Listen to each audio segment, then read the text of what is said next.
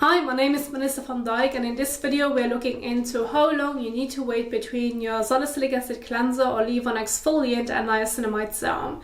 Now, when googling this, there's literally a paragraph that pops up where it mentions that you need to wait 30 minutes in between, and it's from an article. And if you just read that specific paragraph, or maybe even just that specific article, well, yes, then you're going to wait those 30 minutes in between. But if you're going to look into this much deeper, and especially trying it out yourself, you will notice that this doesn't matter. In fact, you're just going to waste some time.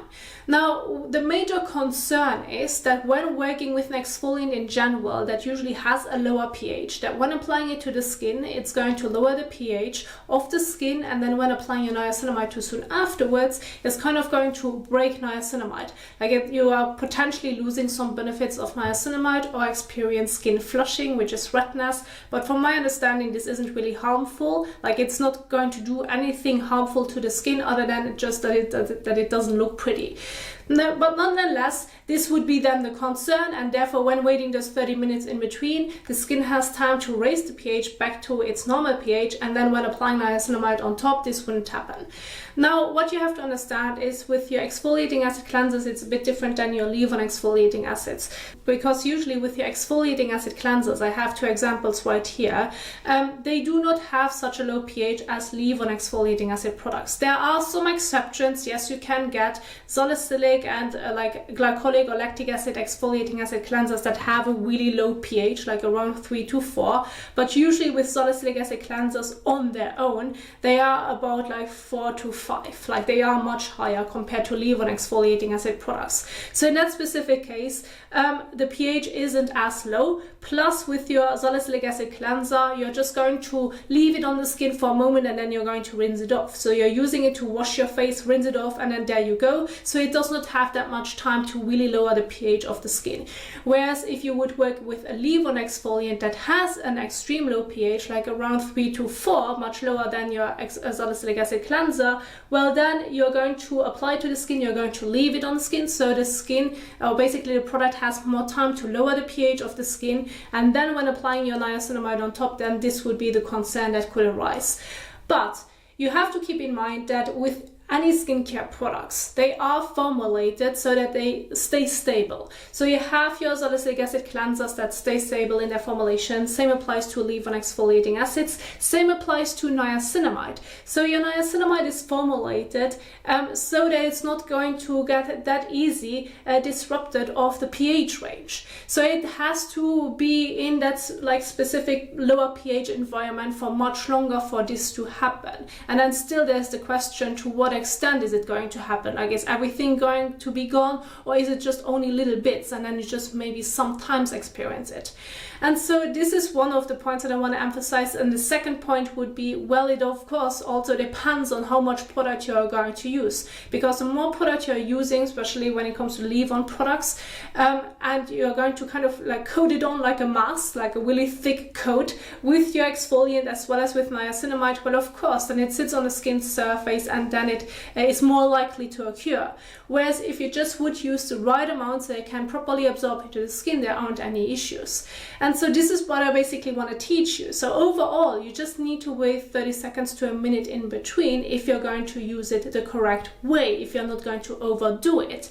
And so this is primarily what I now want to share with you with a little demonstration. So you are completely fine to work with your salicylic acid exfoliating acid cleanser and then follow with your niacinamide afterwards, or just go with your regular cleanser, non-exfoliating acid cleanser, then work with your leave-on salicylic acid product and then your niacinamide serum afterwards. But please avoid your exfoliating acid cleansers in the same routine when using your leave-on exfoliating acids. Just go with one exfoliant, either the exfoliating acid cleanser or the leave-on exfoliating acid product, but do not use both together, because then the risk, of course, is much higher that you're going to experience like sensitivity, not because of the combination that you've done, but because you're using too many exfoliating acids.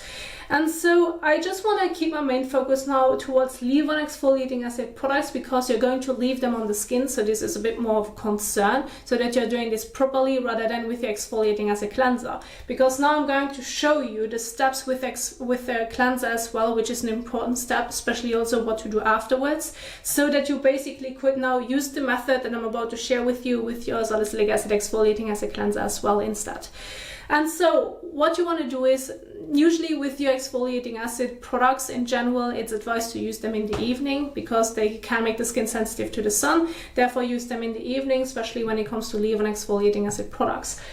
So for your evening skincare routine, you want to make sure that you're going to properly wash your face. So if you have worn sunscreen and makeup throughout the day, please make sure to properly take it off the skin. Like removing any excess oil, dirt and sweat from the skin can be done with your regular cleanser. Even light makeup and sunscreen, if that comes off with your regular cleanser, so a non-exfoliating acid cleanser, well then go ahead and do so when working with a leave-on exfoliating acid product. However, if you should use or wear mineral sunscreen, or even extremely stubborn makeup like pigmented or waterproof makeup, don't forget to work with an oil or balm cleanser at first, or either just on its own, that's able to properly break it down before you're heading into the next step. And of course, you could potentially also just do a double cleanse. And so if you want to see how you can do a double cleanse, I have it for you in the top right corner, but I'm just going to keep the focus now on the regular cleanse so that you then can see what steps I'm going to do afterwards. Now I'm going to use Cetaphil's Daily Facial Cleanser, which is great for combination to oily skin. This is just one example so that you can see it visually. Usually your cleanser will tell you on the back of the packaging how you should use it. Most often it will tell you apply to wet skin and then you're going to rinse it off. Exception would be oil or balm cleanser. Usually those would be applied to dry skin. But nonetheless, make sure to properly use your cleanser. This can be done above the sink or in the shower. Either way is fine. So I'm now going to wet my face with lukewarm water. Then I'm going to use about 1 to 2 pumps of the cleanser, and then I'm going to massage it all over my face and neck. Use a makeup cloth, those microfiber cloths in between, to help me to properly remove the cleanser from the skin. This is a great tool that you can use in between to remove sunscreen and makeup as well. And then I'm going to rinse it off with water. And then the step afterwards, in between your cleansing step and then your leave-on exfoliant, this is now the most important step that we want to take care of. Therefore, I want to include the cleansing step as well. So let's go ahead and do this.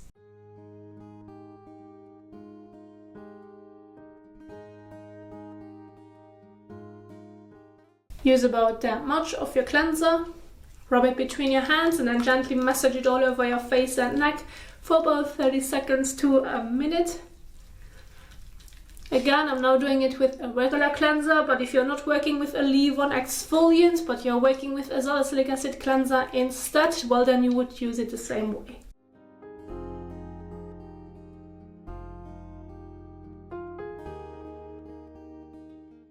So, and now go ahead and rinse it off with lukewarm water, especially when doing this above the sink. Do most of it with your hands and then use the washcloth in between. Wet it, squeeze it out, and then gently swipe it all over your face and neck to properly remove any residue.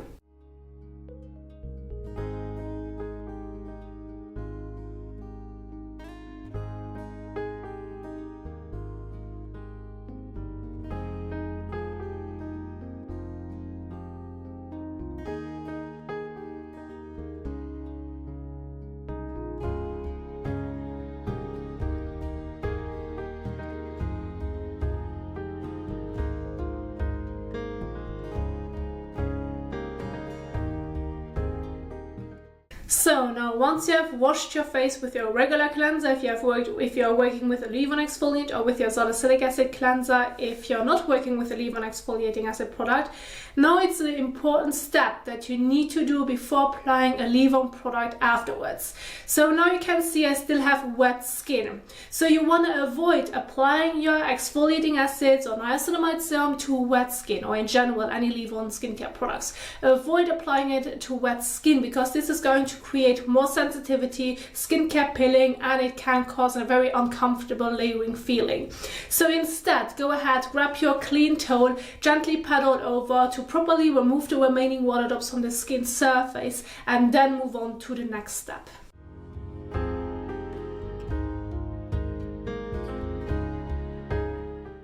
So now that I properly have removed the remaining water drops from the skin surface, I now have damp skin. So my skin was able to absorb water while I was washing my face. And so this is now an important part that I need to emphasize. So first of all, if you just have washed your face with your salicylic acid cleanser and you now want to move on to your niacinamide serum, you can immediately apply your niacinamide serum on top, and then there you go. I will show this to you in just a moment.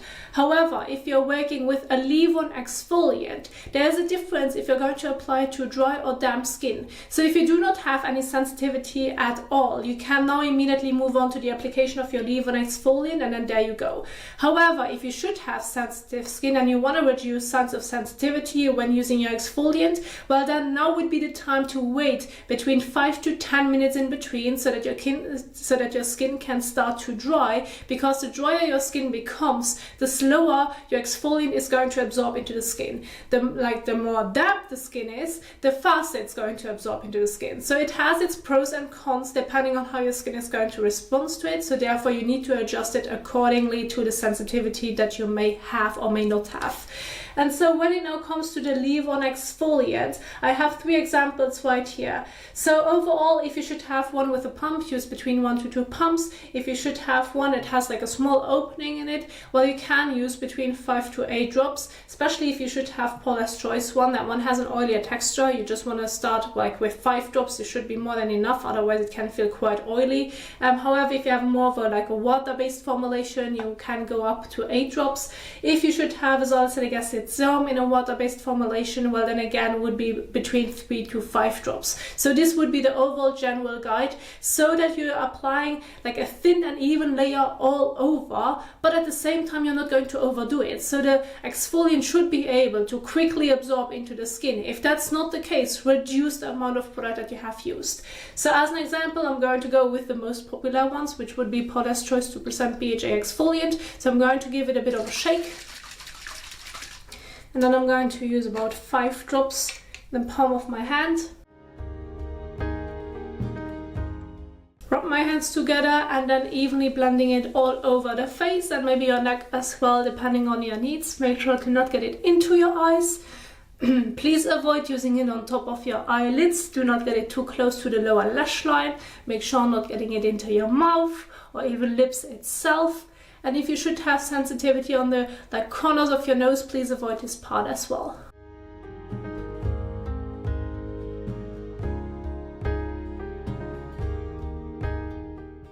Now, while I was blending it all over my face and neck, I could feel how fast it absorbs into the skin, and it's already done. Of course, if you still should want to give it like a moment, you can always give it about 30 seconds to a minute in between and then head into the next step. And so the next step then would be the application of your niacinamide serum. So I have some examples right here. In general, those are water-based serums, so go with about 3 to 5 drops for your face and neck. So again, an even and thin layer all over that absorbs fast into the skin.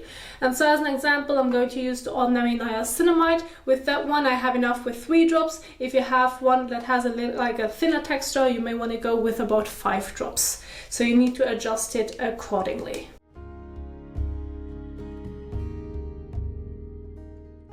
Blend it between your hands and then evenly apply it all over your face as well as neck.